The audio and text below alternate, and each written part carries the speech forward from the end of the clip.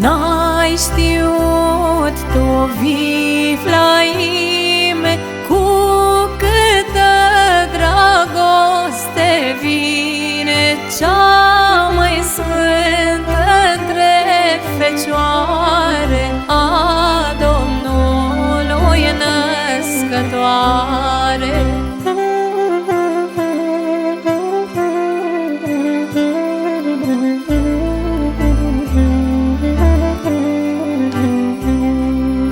N-ai primit tu, Viflaime, în casele tale bune, să-i dai un pic de sălaș celui mai sfânt copilaș.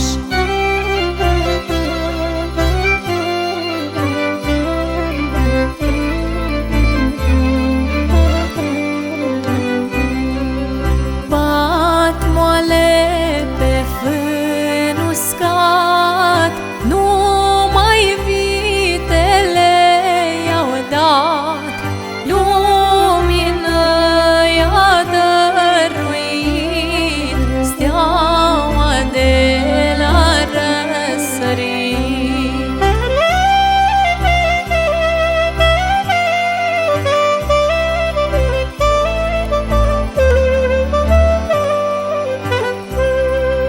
Peștera întunecoasă a fost a Domnului casă, la venirea sa în lume, din vina ta, Viflaime.